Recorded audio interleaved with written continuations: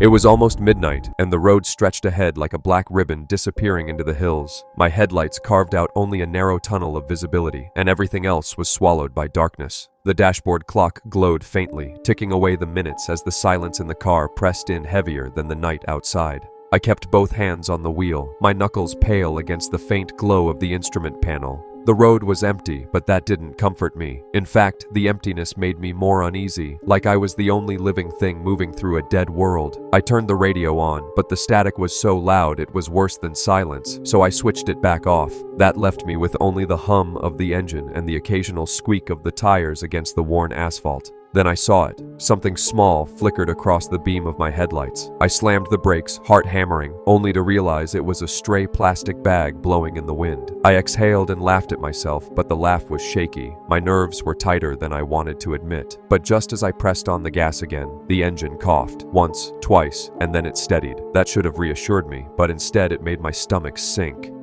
Because of it, I realized how alone I truly was if something went wrong. Miles from the nearest town, no phone signal, and no other cars in sight. I tried to shake off the thought, but a few minutes later the gas light blinked on. A sharp orange glow, impossible to ignore. I cursed under my breath. I had filled up earlier that week, but apparently the gauge had been lying. Now I had no idea how much farther I could go. I kept driving, eyes scanning for a gas station sign, but the only lights on the horizon were the cold stars. My palms were damp on the wheel, and the more I looked around, the more unfamiliar the road felt. Had I taken the wrong turn back at the fork? I couldn't remember anymore. The road narrowed, trees closing in on both sides. Their branches leaned over like skeletal arms reaching toward the car. My headlights caught their shadows twisting and bending across the road. That's when I noticed something else. The road surface was different here, rougher, almost like it hadn't been used in years. My unease deepened, but I couldn't stop, not with the gaslight on. Because of it, I pushed forward, even though every instinct told me to turn back. The farther I went, the quieter it became. Even the engine seemed muted, as if the night was swallowing the sound. Then, out of nowhere, I spotted movement at the edge of the road. A figure, tall, thin, standing perfectly still. I blinked, and it was gone, as if the trees had swallowed it whole.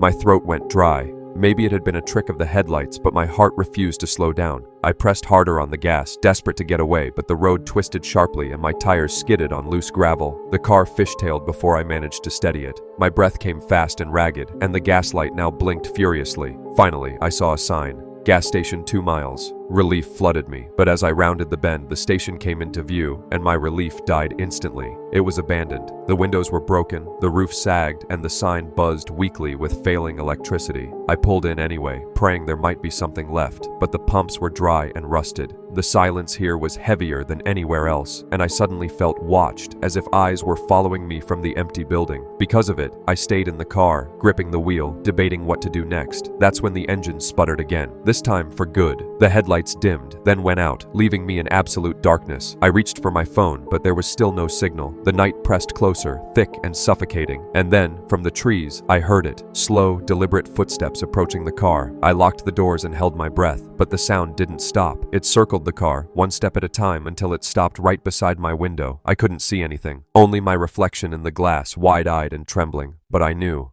I wasn't alone anymore. The highway stretched endlessly ahead of me, 2 glowing lanes cutting through the dark countryside. The air inside the car was heavy with the smell of coffee from the thermos I had drained an hour ago. My headlights picked up nothing but painted lines and the occasional road sign.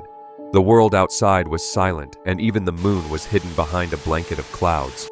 I had been driving for hours, trying to reach the city before dawn. My eyes stung, and every now and then the road blurred. I rolled the window down, letting the cold night air sting my face. It helped me stay awake, but it also made the silence sharper. No cars, no towns, just me and the asphalt. That was when I saw the car. Its taillights glowed faintly up ahead. Relief filled me. I wasn't alone anymore. I pressed the accelerator, closing the distance, but as I got closer, something about it felt off. The car was old, battered, moving at a steady crawl. No license plate, no driver visible in the dark. I flashed my high beams once, hoping they'd speed up or pull over. They didn't. Instead, the car slowed even more, forcing me to press the brakes. My pulse quickened. Because of it, I decided to overtake, pulling into the opposite lane. But as soon as I did, the other car sped up, matching me. I pressed harder on the gas, but it wouldn't let me pass. My heart pounded in my chest. We were side by side, racing down the empty highway in the middle of the night, and I still couldn't see the driver's face. Finally, I managed to surge ahead, cutting back into my lane. I didn't look in the mirror at first. I didn't want to, but when I finally glanced back, the road was empty. The car was gone. I swallowed hard, trying to convince myself I had imagined it. Maybe fatigue was playing tricks on me, but then my headlights flickered, just once. A second later, they went out completely. Panic surged through me as the world collapsed into darkness. I hit the brakes, slowing to a crawl, but I couldn't see where I was. I flipped the switch again and again, until finally the lights sputtered back to life. Relief washed over me, but the road ahead wasn't empty anymore. The same car was back, parked sideways across both lanes. I slammed the brakes. Tires screamed against asphalt, and I swerved into the shoulder, stopping just feet from the car. My chest heaved, hands gripping the wheel so tight they ached. But when I looked up again, the road was clear. The car had vanished. My headlights shone only on empty pavement stretching into the horizon. I forced myself to keep driving, but every muscle in my body was tense. Because of it, I didn't notice the gas gauge at first. The needle was pressed firmly against empty. My stomach dropped. I hadn't passed a gas station in over an hour, and now the warning light blinked angrily at me. The farther I drove, the weaker the engine felt. Each mile was a gamble. Then I saw lights ahead. Finally, a rest stop. Relief surged through me, but as I pulled closer, my headlights illuminated broken pumps and shattered windows. Another abandoned place. I parked anyway, too exhausted to keep moving. The silence here was suffocating. I checked my phone, but there was no service. Just as I was about to rest my head on the steering wheel, I caught something in the rearview mirror. Red taillights. The same car parked right behind me. My breath froze in my throat. I turned to look, but the lot was empty. Nothing but shadows and broken glass. My pulse hammered in my ears. I started the engine again, desperate to leave, but it sputtered and died. The headlights faded. Darkness swallowed the car. I sat in the driver's seat, paralyzed, as a faint tapping sound began at the back window. Step by step, the tapping moved toward the driver's side, and when it stopped, I realized I was holding my breath, waiting for a face to appear in the glass.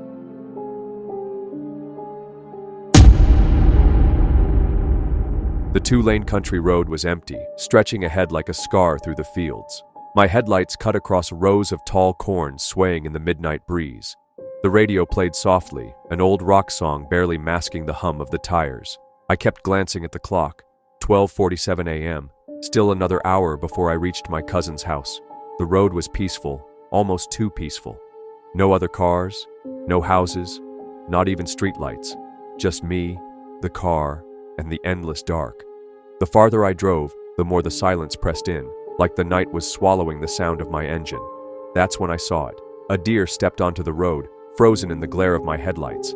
I slammed the brakes, tires screeching, and the car lurched violently.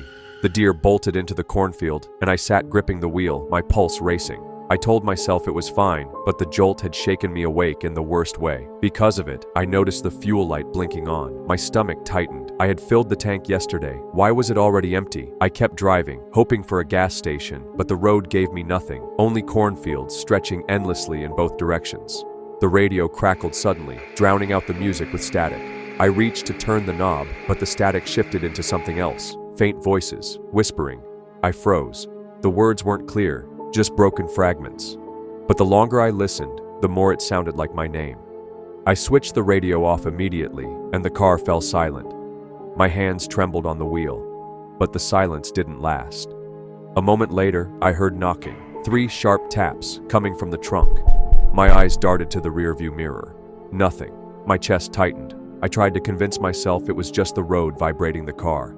Because of it, I sped up, desperate to get away from that sound. The car roared, the cornfields blurred, but the knocking returned, this time louder, faster. It didn't sound like the road, it sounded like fists. I gritted my teeth, refusing to look back until the road twisted sharply. I slowed down, headlights sweeping across a faded sign. Gas, next right. Relief rushed through me. I turned onto the smaller road, gravel crunching under the tires, but the relief didn't last. The gas station ahead looked deserted. One flickering light hung above the pumps, and the building was boarded up. Still, I pulled in.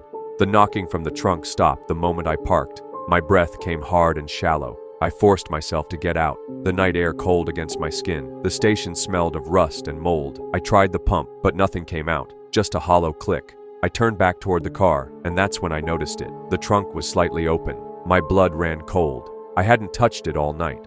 My first thought was to slam it shut and drive away, but curiosity anchored me. With shaking hands, I lifted the lid. The trunk was empty, completely empty. No bags, no tools, nothing. I had left a spare tire there, but it was gone. And then the radio inside the car turned itself back on. The whispers were louder now, spilling into the night air. I froze, listening. They weren't just saying my name anymore, they were laughing. I dropped the trunk and ran to the driver's seat, slamming the door. My hands shook as I turned the key. The engine sputtered, coughed, then died. I tried again. Nothing. The whispers grew louder, filling the car, even though the radio wasn't connected to anything. Because of it, I kept trying, over and over, until finally the engine roared to life. My headlights flicked on, shining across the lot. That's when I saw them. Figures standing in the cornfield, dozens of them, motionless, faces hidden in shadow. My foot slammed the gas pedal. The car lurched forward, gravel spraying behind me. I didn't look back. I couldn't. But the whispers followed me, trailing through the static, promising they weren't done with me yet.